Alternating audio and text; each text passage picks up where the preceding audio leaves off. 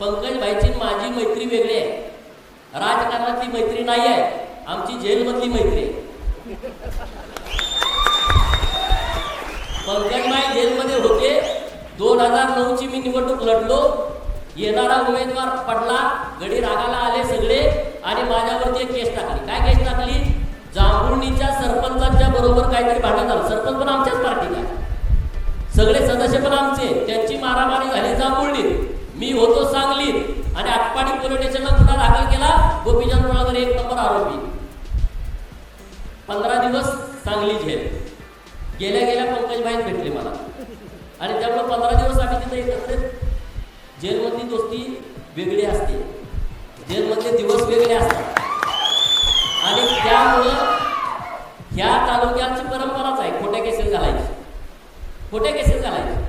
तुम्ही परत बघितलं माझ्यावरती मंगळसूत्र चोरीची केस घातली.